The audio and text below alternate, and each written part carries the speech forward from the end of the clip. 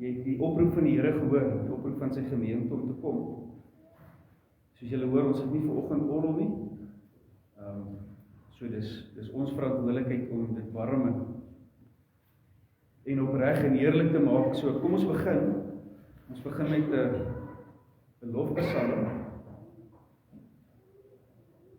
Net seker maak, kyk of my op die PowerPoint, dit is 33 en dan 31, het ek dit reg? 33 en dan 31. Ons ken, net seker maak of ek nou die verkeerde psalm opgegee het nie. En dit kan ook gebeur. Nee, is reg.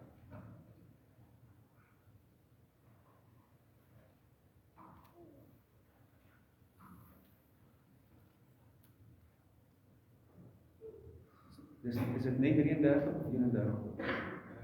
Sê gou weer. Okay, dan het ek 'n tik fout gemaak. Ek net kyk of hierdie verse singbaar is, julle kies.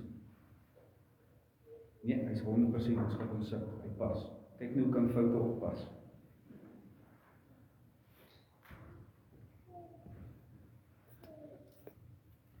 Kom ons loof die Here, ons gaan Psalm 33, die eerste omdigting sing baie bekend, sing vrolik. So kom ons wees vrolik, ons kry mekaar vrolik, het is heerlik om die Here te aanbid. Ons sing vrolik terwyl ons so sit en dan gaan ons, gaan ek vir ons Psalm 31 ook insit, half van die tweede omdigting, vers 2 en vers 4. Sing vrolik, hef die stem na bowe, regverdiges verhef die Heer. Dit pas oprechtes God te lowe, en uit die hemel tot sy eer. Lawieksaam gesange, stem van sterk verlange, om die Heer te dank. By die smeltend skone, harp en siter tone, liefde en lof verklank.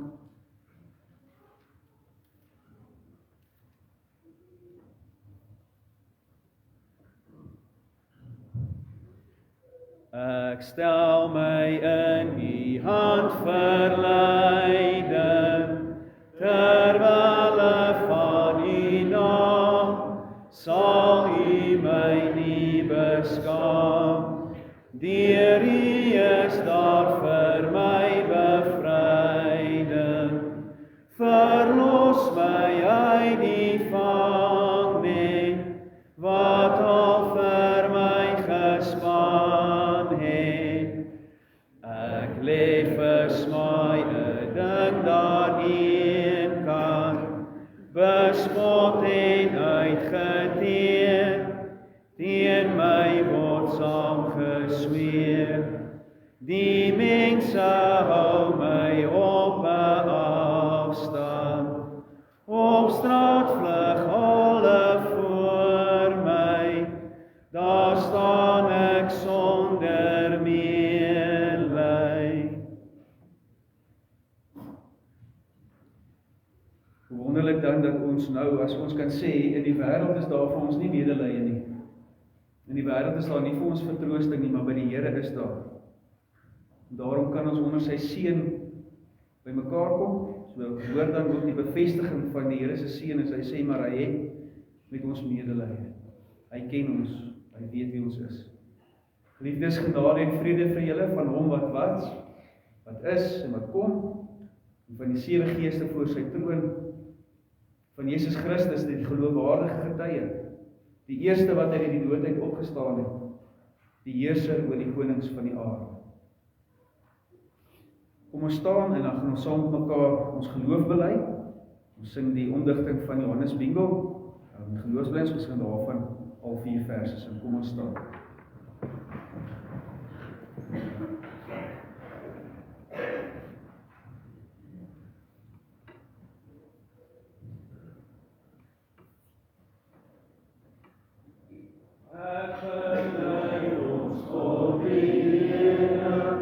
Vader, seën en wees die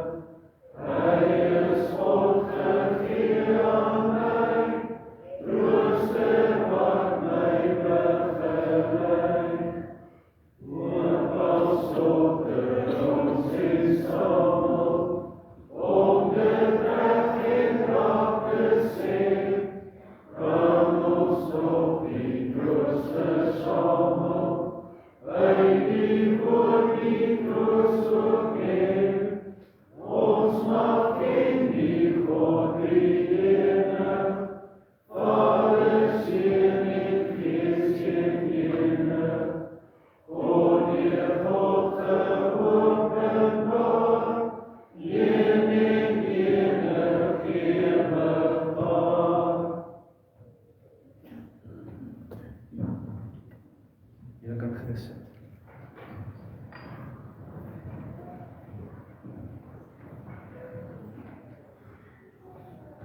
Seuns, kyk net of die stelling vir die moederskamer se klank aan is asseblief. Reg, dankie. Kom ons bid saam.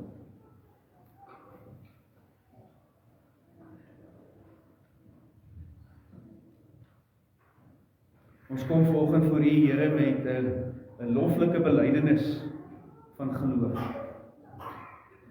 Wonderlik dat ons dit saam met mekaar kon sing. Vrolik. Hoe goed dat ons dan kan onthou in hierdie wêreld is ons alleen, sukkel ons, kry ons swaar. Ons is voor mense uitgelewer en tog hoor ons U seën. Ons word ontvang onder U seën. U bevestig dit.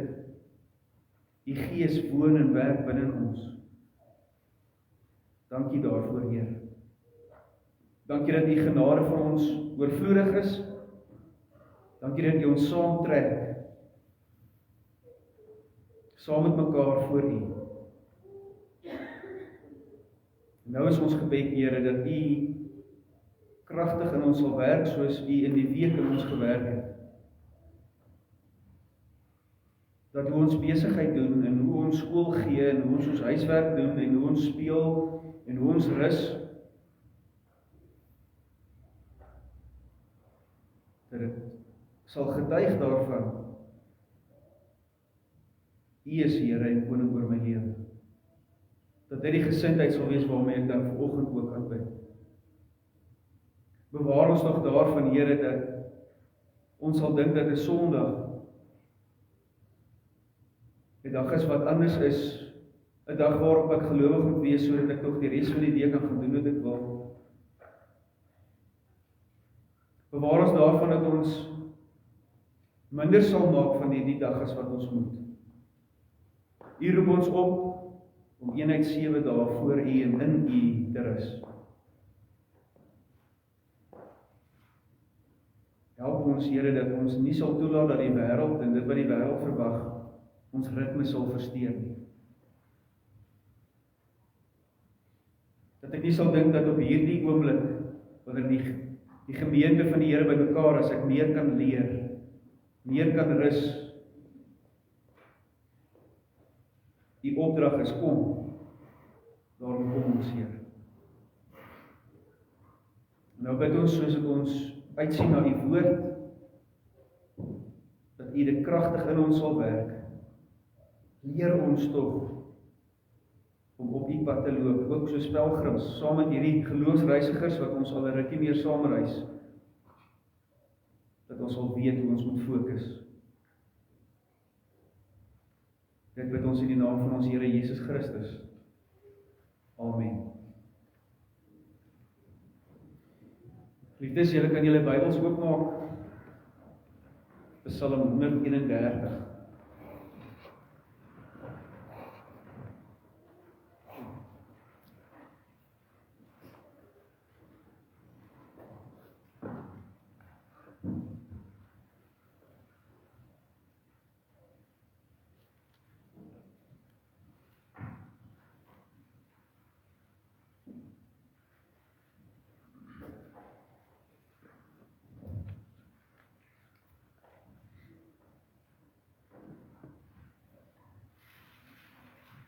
Psalm 131.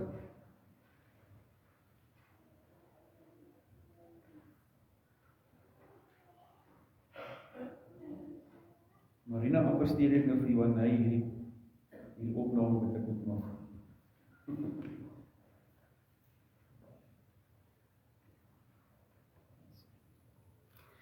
Goed, julle, so ons is by die pelgrimsliedere. En in die pelgrimsliedere, onthou dis geloofsreise, hè, het ons derentyd gepraat van waar ons oë en ons harte behoort te wees. So hier is so 'n bietjie saam opsomming, dis een wat ek vir julle op die gemeentefoon ook gestuur het. Dis een by die kinders, as jy jou inkleerprentjie kyk, dis dieselfde een. So in Psalm 121 hoor ons oë kyk op na die berge, maar die psalmdigter sê kyk verby. Kyk na die Skepper, kyk na die onderhouer van die heelal. En dan in Psalm 123 rig jou oë op die Here se hande, soos wat 'n slaaf of 'n slavin dit sou doen, nie? Op sy eienaar se hande. Kyk waarmee hy besig en raak betrokke. En dan in Psalm 125 leer ons oor die koers wat ons harte moet kies. Die Bybel sê die Here sal ons leer wat die pad is wat ons moet kies. As jy nou wil weet, dis Willem se gunsteling Psalm. Vers 2, leer my Heer die regte weë. Waar is my hart en my oë? En dan in Psalm 130 verlede week, onthou julle die wagte op die toring. Die wagte op die toring wat wag op die Here, so hulle oë en hulle hart is gefokus op die Here, selfs meer as wat wagte op die môre sou wag.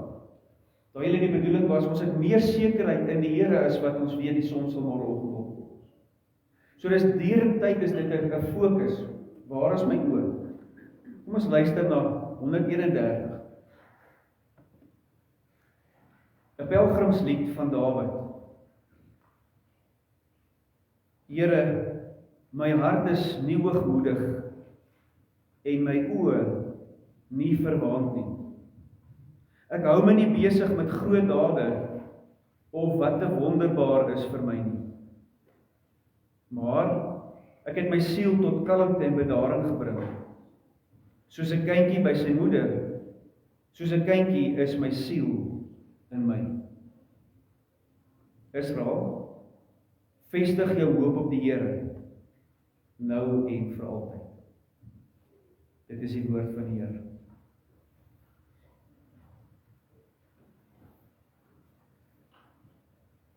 Kon jy die verskil van fokus in hierdie Psalm hoor? Hoor weer van oë, hoor weer van koers, maar dit is so anders. Hierdie keer skryf Dawid oor wat sy hart en sy oë en waar dit nie moet wees nie. Waar moet ek nie fokus nie? Hoe wil ek nie voor die Here lewe nie? Die ander het ons gesê, lewe so voor die Here. So hy leer ons hier wat die verkeerde gesindheid is om voor die Here te kom. En wat is dan 'n beter gesindheid? So duidelik, hoogmoed en te groot van jouself dink, hoort nie by kinders van die Here nie. Dit pas nie. Gaan nou ietsie meer oor van inpas. Baie duidelik in hierdie Psalm na vore kom. So dis ook die tema vir ons preek vandag, 'n nederige vertroue op God. Nederige vertroue op God. So 'n belangrike beginsel wat mens reg deur die Bybel kry, iets waarmee die volk altyd gesukkel het en waarmee ek en jy verseker ook sukkel.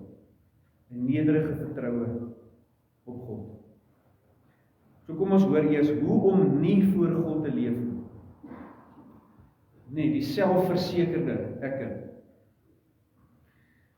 As Dawid hier begin skryf, dan wil dit lyk of hy eintlik 'n skuldbelydenis doen. Hy doen so 'n bietjie van 'n skuldbelydenis van hoe sy lewe voorheen was. Iets waarmee hy dalk self ook worstel. En tog is hy besig om dit reg te stel.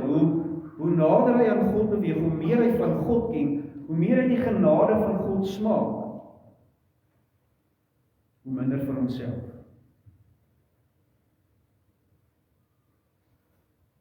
Hy wil nader aan die Here beweeg. Hy begin hier deur te sê, my hart is nie hoogmoedig nie. Letterlik, my hart vlieg nie hoog nie. Klink bietjie anders te wat die wêreld vir ons sê, nee. Die wêreldse boeke gaan oor selfkennis en selfverbetering en 'n baie sterk selfbeeld. Dawid sê, my hart vlieg nie hoog nie. Ek is nie hoogmoedig of trots op myself voor God nie. So tong in die kies. Ek is nie God se witbroodjie.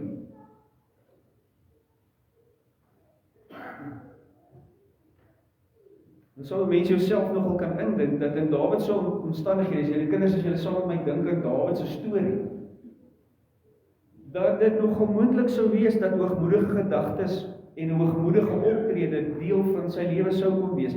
Hy sou waarskynlik hiermee kon sukkel. Ek kan my goed daarmee vereenselwig as mens dink aan sy verhaal. Hy was 'n besondere begaafde persoon.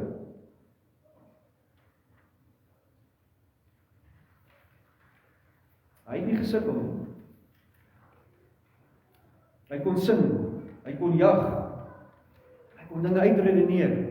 Dink nou vir jouself, veral nadat hy na die weermag toe gaan, na die oorlog, daaroor hy Goliat, hierdie vieslike goed oor sy God sê, hy vererg hom, hy stap met sy slingervel in en hy maak 'n reus dood, kap sy kop af. Hy red 'n nasie.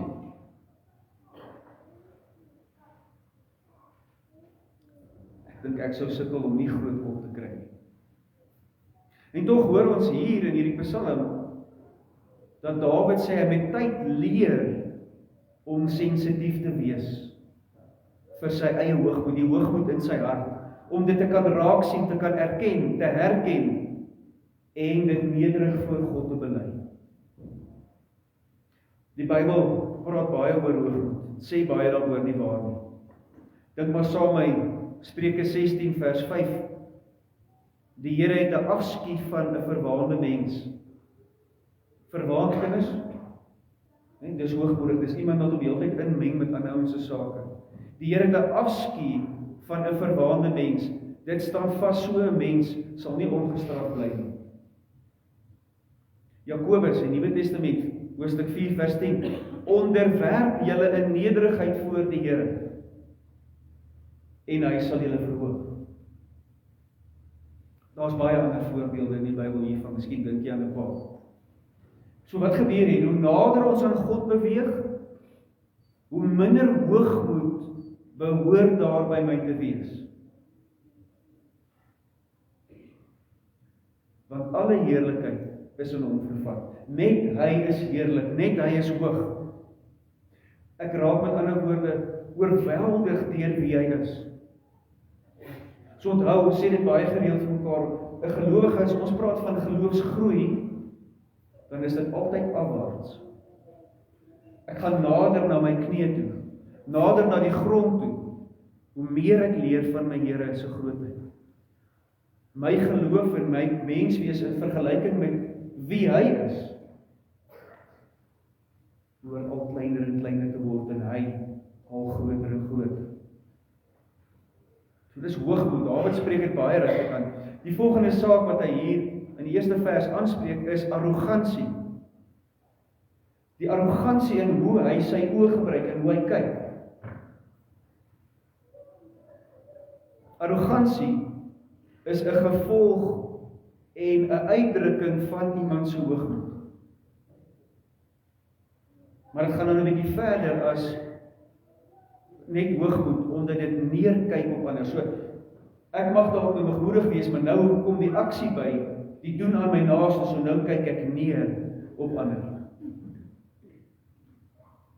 So iemand neem eintlik dan God se posisie in. Nee, jy gaan sit op God se koningsstoel, sy regterstoel selfs. En jy oordeel oor iemand anders. Jy veroordeel. Jy kyk neer. Nee, dis net God se plek. Net God hoor ons in die Bybel wat sê, net dat hy kyk op die aarde, hy sien hoe die konings woel en hoe die vyande doen en hy lag hulle eintlik uit. Omdat hy hoog en heilig is, dis nie my plek. Uit daai selfde plek is hy genadig, het hy met my medelee soos ons nou mekaar gesê het. Miskien sou mens Dawid se sonde met Batseba en die moord op haar man hierin kon raak sien net. Het is makliker om dit by iemand anders ook raak te sien. Onthou Dawid se lewe is vir ons neergeskryf, as myne neergeskryf sou wees, sou ons dit ook moes kon gebruik. Maar iets van 'n neerkyk.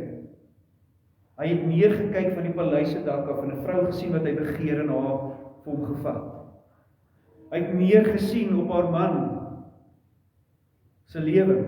Sy lewe was minder werd as Dawid se koningskap in sy oë. En hy het hom vermoor. Die punt wat Dawid hier wil maak in die Psalm is, ons kan nie voor God arrogant wees nie. Ook nie met waar ons kyk nie met waar ons fokus nie. Ek kan nie voor God meer van myself dink nie. My oë moet nederig wees. Waar? Psalm 123. Op die hande van my eienaar. Dis waar my oë hoor. Petrus bevestig dit, 1 Petrus 5 vers 6, onderwerp julle daarom in nederigheid aan die kragtige hand van God, sodat hy julle kan verhoog op die tyd wat hy bestem het. Hoor julle weer? Onderwerp, sodat hy verhoog. Die derde saak wat Dawid hier in vers 1 aanspreek is ambisie. Waar wil ek jy nog uitkom? So vra ons ook vir ons kinders, waarheen is jy op pad? Wat wil jy bereik? Dawid sê hier dat hy nie op loop gaan met dinge wat te hoog of te wonderbaar of te uitsonderlik, buitengewoon en moeilik vir sy menslike begrip en vermoë is nie. In die Nuwe Testament kry ons dit ook in Galasiërs, mense wat hulle bemoei met allerlei vrae. Daar's heeltyd 'n versteekte agenda of 'n versteekte boodskap iewers wat ek moet raak sien. As ek net slim genoeg kan wees, slimmer as die ouens wat voor my dit gedoen het, dan het ek dit. So 'n voorbeeld daarvan. Dit gaan egter nie hier oor gesonde ambisie nie. Beplanning doen, Nehemia. Om die stad, dit was ook ambisie. Maar hy doen dit nederig om te bereik wat die Here vir hom daar gestel het. Hy werk hard daarvoor, sonder om die Here te vergeet. Waaroor gaan dit dan vir Dawid? Dit gaan vir hom hier oor 'n ambisie wat groter is as wat God vir my as mens bedoel het. Dit wat hy vir my bepaal het. Dit gaan daaroor om God se wil in en oor alles te probeer uitpleis tot in die fynste besonderhede. Ek wil dit verstaan. Dan kry jy jou by die predikerskrywer wat sê, ek het diep hieroor gedink, het geworstel, en dit is te groot vir my. Dis die regte plek. Dit is 'n ambisie, hierdie sondige ambisie wat krap aan die onverklaarbare, die onverstaanbare, die geheimenis van hoe God se planne dan nou werk. Meer as wat hy in sy woord openbaar. Kom ons dink aan Dawid se lewe. Miskien sou hy kon sê, Here, hoekom het jy nie eerder vir my vroeër die koningskap gegee nie? Hoekom moes ek deur hierdie lyding gaan met Saul, dat hy my vervolg oral deur die land? Gee net vir my die koningskap. Ek is ambisieus. Wat doen Dawid? Selfs as hy in die grot kom en hy kan vir Saul doodmaak, bly hy nederig en sê, ek sal nie my hand aan die gesalfde van die Here slaan. Vir jou en my is dit dalk om te probeer verstaan. Om met God te redeneer oor hoekom dinge dan nou spesifiek so uitgewerk het. Waarom moet hy op hierdie tyd dit en dat met my geliefde toelaat? Of nie laat gebeur? Paulus raak dit aan, Romeine 11, vanaf vers 33, sing hy 'n lied hier tussen die diep goeders wat hy leer, sê hy, o diepte van die rykdom en die wysheid en die kennis van God. Hoe ondeurgrondelik, hoe onverstaanbaar is sy oordeling. Hoe onnaspeurlik sy weë.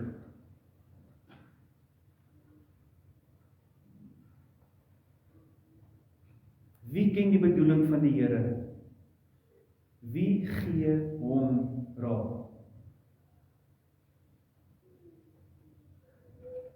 Weer net so tong in die kies, die voorspoedsteoloog hou nie van hierdie teks nie.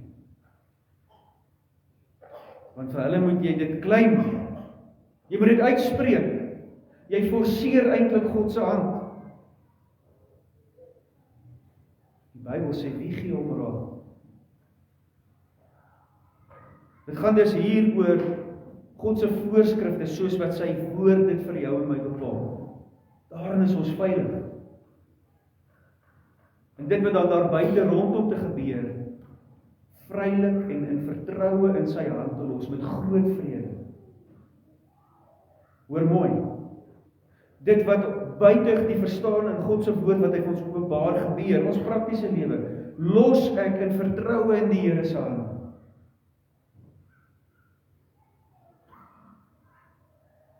Dit bring ons by die tweede vers. Hoe lewe ek dan in vertroue voor God?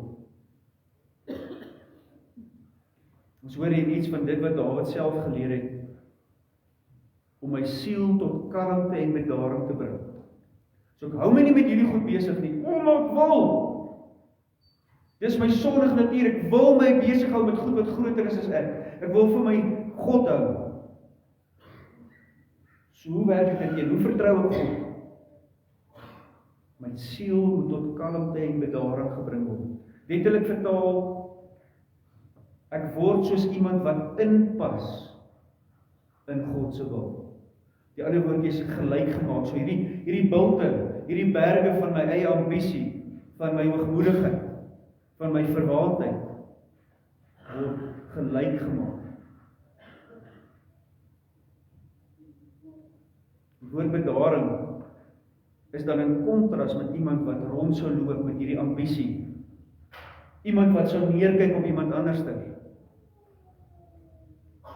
Omdat daar bedaring en stilte gekom het. Rustigheid. Ek kan sit by die Here se voete.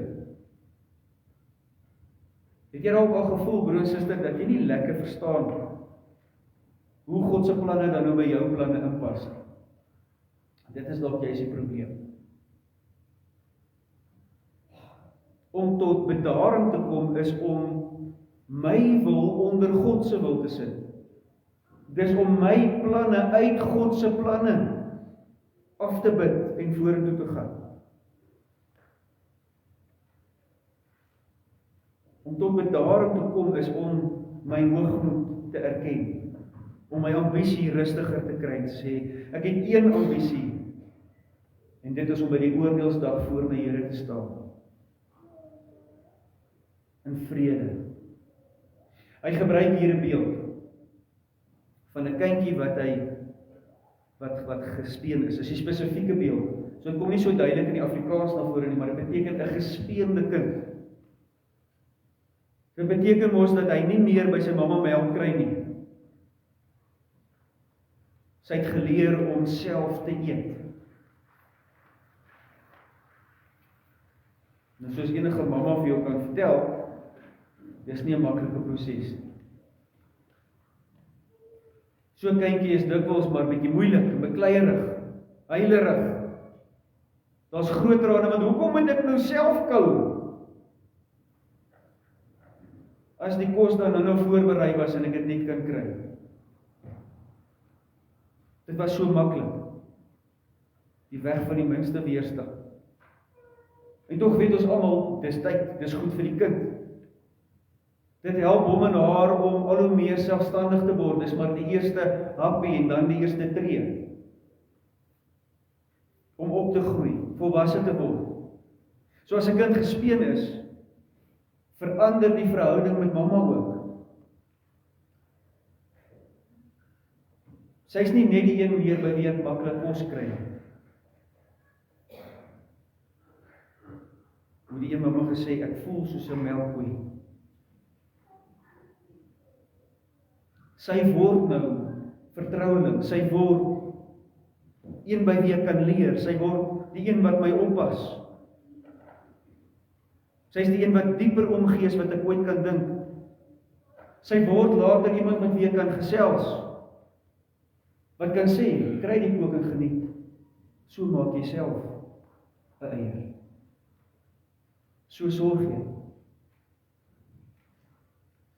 Sy word later as ons groot is, iemand wat ek kan bel en sê, mamma, wat is daai resep nou weer? Ek verlang na jou huis, maar ek verlang meer na jou.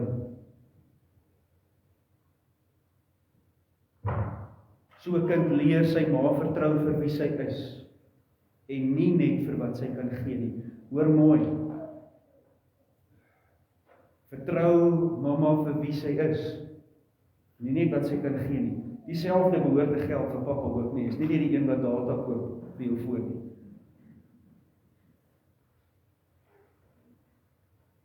So sê Dawid, is hy nou iemand wat homself kalm gemaak het, sy siel onder bedaring gebring het. Hoekom? Want hy soek nie meer net na God vir alles wat God vir hom kan doen nie. Hy is nie van God afhanklik, omdat daar allerlei beloftes is, dat dit met hom voorspoedig kan gaan nie. Nie, hy is soos 'n gespeende kind. Hy is nou van die Here afhanklik vir wie die Here is. Hy is van die Here afhanklik oor die dieper verhouding wat daar met hom kan wees. Hy is van die Here afhanklik omdat hy betroubaar is. Hy het my siel gered. My siel gaan in ewigheid bedaar en kalm wees. So wat beteken dit? Hy is nie meer 'n verbruiker van God nie, maar 'n seun. Broer en suster, ek wil ons moet baie mooi dink oor wat dit beteken. Het jy 'n verbruiker van die verhouding met God geword?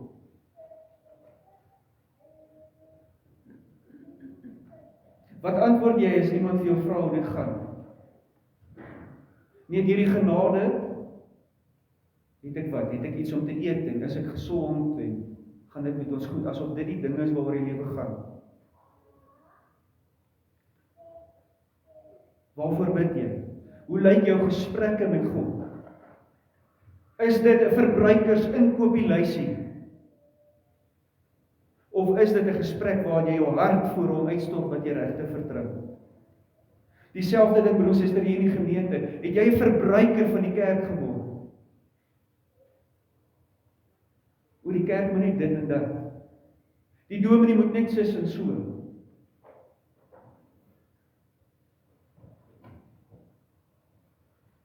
En as jy voor die Here gebring word, dan skreeu jy en jy gooi 'n tantrum soos 'n kind wat besig om gespeel te word.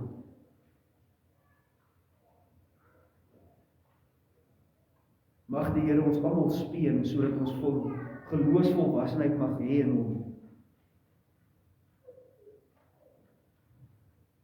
Ons kan nie verbruikers van God wees nie, daar is hierdie diep verhouding seun en dogter van die lewende God.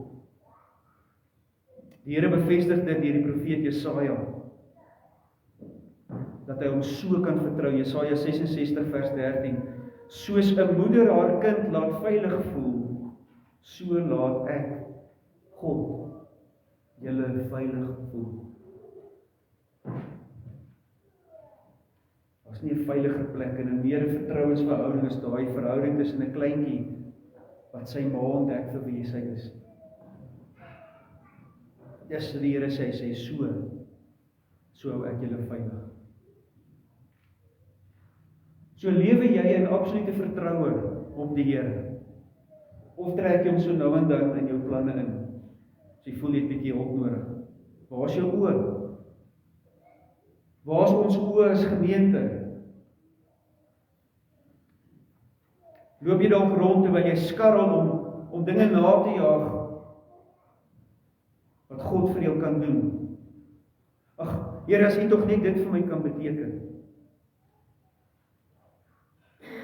So weer prakties wil ek vra, hoe lyk jou en jou gesin se aandeel, se deelneem in God se gemeente? Hier, waar ons by mekaar is. Verbruik jy of leef jy saam? Is God en sy mense dalk net vir jou stel trappe vir jou ambisie, sodat jy kan bereik wat jy graag wil? Of sak jy saam en groei jy saam? Dien jy saam?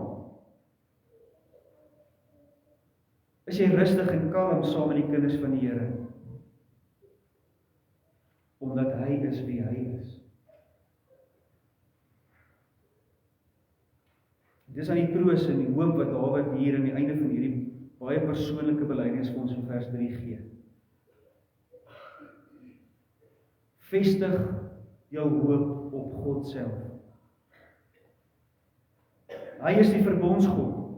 Hy is die een wat die verbond en die doop wat elke een van ons bewys het, as jy gedoop is. Hy is die een wat jou hieraan herinner, dis wat die verbondsgod is, nie? En dit geld vir nou, vir volgend, vir jou eie omstandighede, dit waarmee jy dalk worstel, dit waarna jy uitsien. Dit geld vir jou praktiese vreugdes, jou stryd op hierdie oomblik. En dan is die belofte, dit geld vir altyd.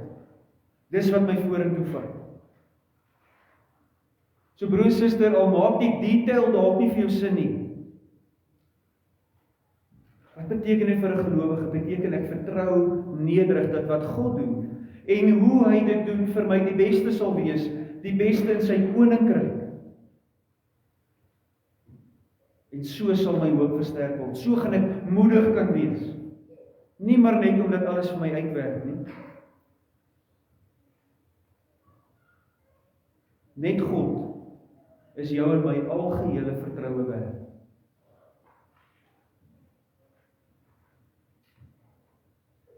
So kom ons wees dan gespeende kindertjies, nie soos babetjies in die geloof nie, maar soos gespeende kinders. Kom ons eer die vertroude Here. Soek God nie net vir wat hy kan doen, of wat hy vir my kan beteken nie. Ek soek hom met my hele hart vir wie hy is, my Vader. So, broer en suster, sal ons nederig bly, rustig kan wees, vergenoegd kan lewe, soos 'n kind by sy ma. Amen.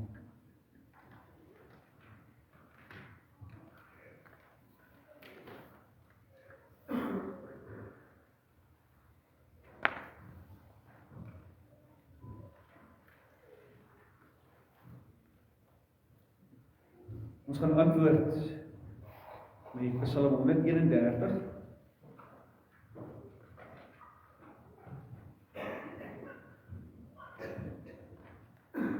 Die tweede omdigting, die eerste omdigting vers 1, 2 en 3.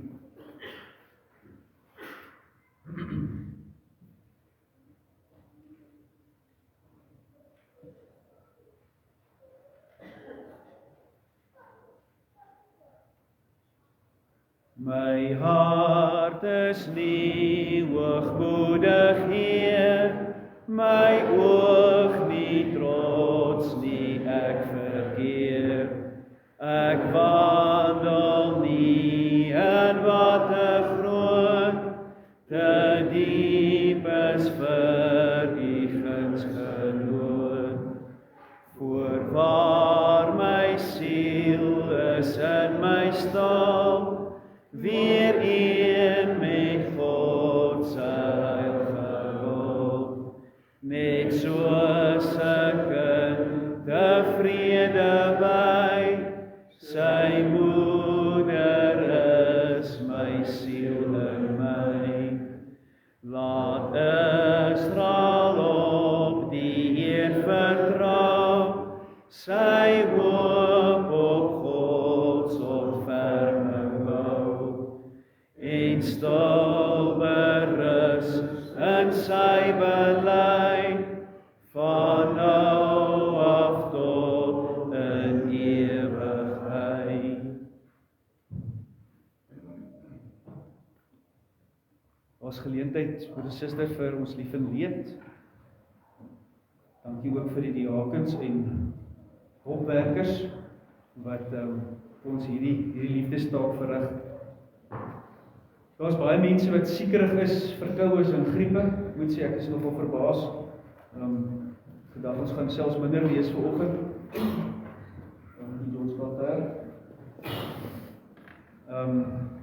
Maar daar is heel wat mense wat worstel, ouens wat al lank is, ek dalk is hulle al gesond.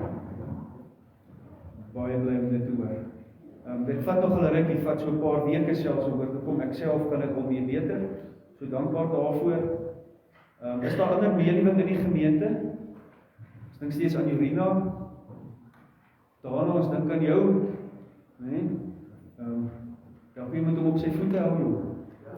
Hou vas, ons wil nie daarna moet val. Maar ons is bly julle is albei hierso. Ander medeling wat julle dalk met ons wil deel in die gemeente. Saneto Precies, 'n pa is gediagnoseer met kanker. Ons dink ook asseblief aan hulle. Dit bly maar altyd 'n skokkende, traumatiese ervaring om te weet daar lê 'n moeilike pad voor, so dink asseblief aan hulle. Dan kan ons nie mis wat in ons wêreld gebeur nie. So in die groot prentjie, julle het waarskynlik gehoor van die aardbewings in Venezuela. Verskriklik. Dit is 'n land wat onlangs in die laaste paar jare geweldig gebuk gegaan het onder interne moeilikheid, so daar's reeds al nie kos nie, reeds al nie hulp nie, reeds 'n regering wat maar nie regtig die mense help nie. Nou is dit nou nog die aardbewing ook.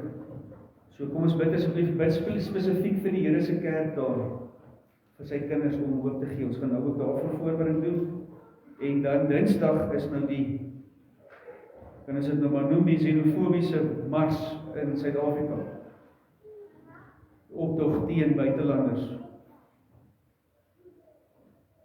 Ons is almal buitelanders, uitgeworpenes wat die Here nader gesleep het. Ons kom uit verskillende plekke uit.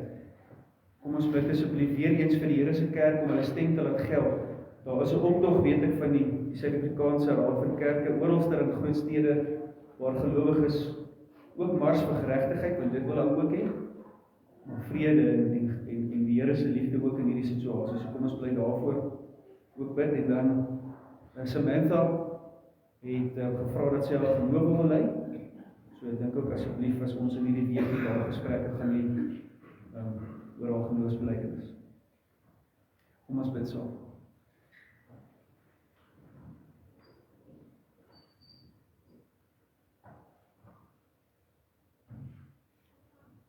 O Here, wat 'n lied, ons wil saam met Dawid kan sê, maar ons hou nie vir ons besig met goed wat te groot is nie.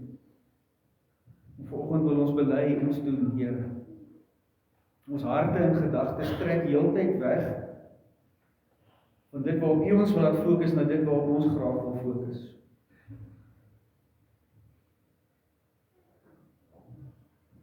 Ook as gemeente roep U ons om nie besig te wees met dit wat buite ons vermoë is en waarvan ons nie roep nie. En ons moet bely, Here, dat ons kort kry ons maar daar. Ons wil graag beheer wees, ons wil graag kan oorleef. Ons wil graag, so 'n mens kon durf sê, suksesvol wees. Maar Here, hierdie is U bruid. En hierdie is U wêreld. Ons is U eiendom. Maak met ons soos wat vir U goed is, Here. Help ons dan om as lidmate, as ledemate van U liggaam te fokus op wat U ons nou voorroep. Here, U roep my nie in die eerste plek om so saakies te kom braai nie. U roep my nie in die eerste plek om besig te wees nie. U roep my in die eerste plek na U voete toe. U roep my in die eerste plek om te kyk met hierdie oë, waar is U hande besig?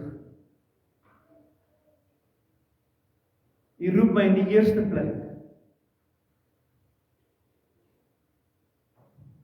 om disippels te maak. Om te weet wie U is, sodat ek kan gaan deel wie U is, sodat mense aan U kan vasklou vir wie U is.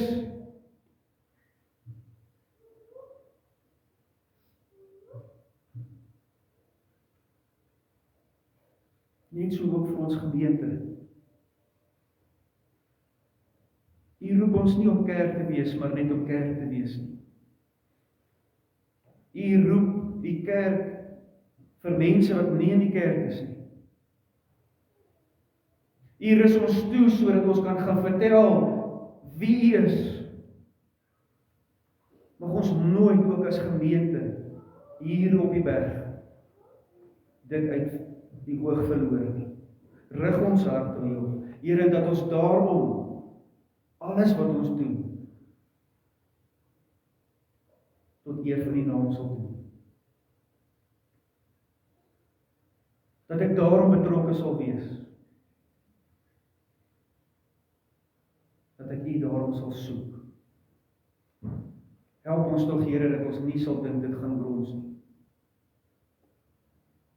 Help ons om soos Dawid in die spieël te kyk, te identifiseer waarin lê my hoogmoed, dat ek dit voor U voete kan neerlê, sodat ek ook tot bedaring kan kom, rustig by U. Ons eer U vir baie rustigheid, wat daar ook by ons mag wees. Dankie vir geloofsgehoorsaamheid.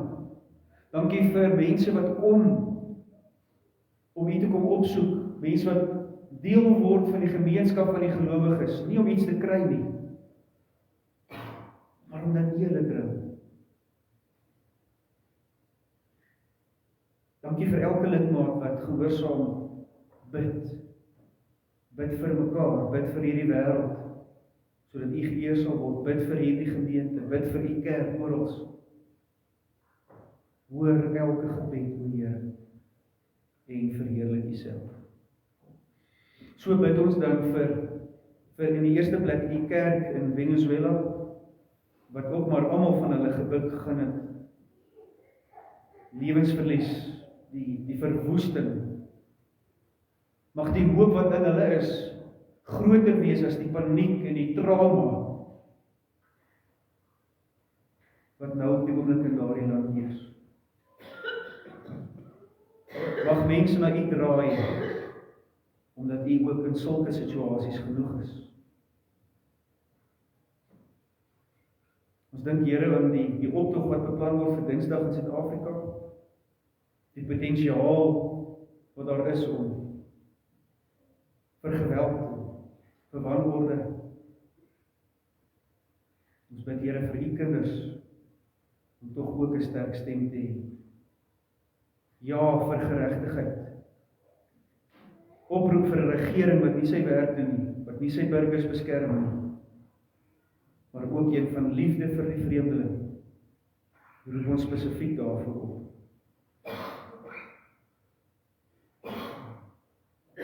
Ons bid vir Samantha. Dankie, Here, dat sy in die laaste paar jaar ook so gevorder het in haar voorbereiding, dat sy nou op 'n plek is waar sy al geloof wil bely. Ons bid, Here, dat U haar verder op hierdie pad sal neem, ook as ons die voorreg het om haar hierin te ondervra en saam met haar vorentoe te beweeg. In haar lewe besonder, Here, dank ons U vir 'n omkeer waarvan sy ook getuig. U is besonder goed vir ons. Ons kan hierdie dinge net vir U bid en tot U bid, wanneer ons plek voor U besef, want U is heilig, heilig, heilig. Mag ons hierin groei, tot die eer van U naam. Amen.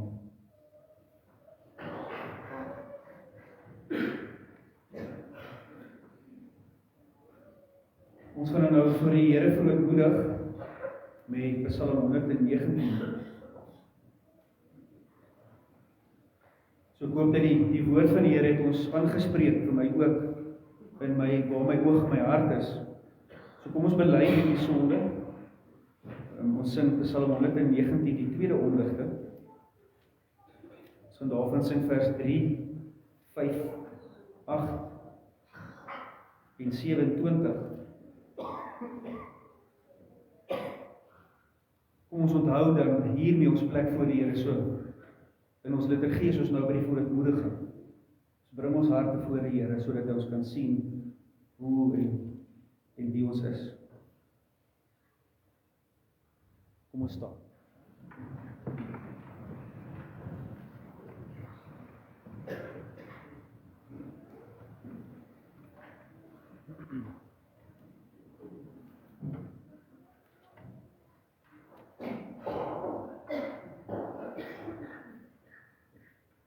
Hoe leef 'n jong mens skoon en suiwer, deur na te volg wat U bepaal, dan hoef hy nooit te staan en huiwer, of ooit te vrees, hy sal verdwaal. Wat U bepaal het, moet ek leef, dit is teen sonde my verweer. Doen aan my goed, gun my die lewe. Ek wil U dien, U kan my red. Laat nooit die insig my begewe, die wonderwerking van U wet. Ek is 'n vreemdeling op reis, wat smag dat U die weg my wys. Hier laat niks my aandag aflei, van die bepalings van U wet. Gee dat ek my aan U sal toewy, help my soos U beloof het. Laat loop my op die regte weg, en maak my lewe deur U reg. Sonder U woord, Here, is ek raadloos. Ek laat my altyd daardeur lei. Wat U gebied het, stel ek voorop. Dit rig my voet, dit maak my vry. As ek van U gebod afdwaal, kom soek my Here, kom my haal.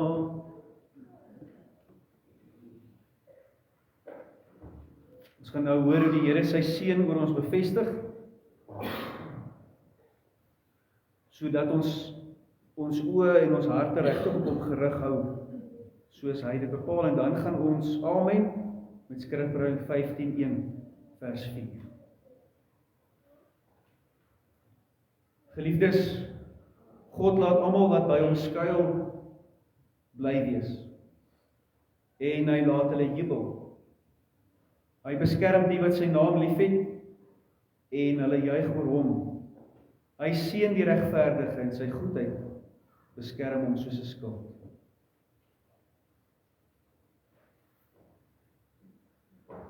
Aan hom wat kragtiger in ons kan werk, as wat ons bid of dink aan hom die Here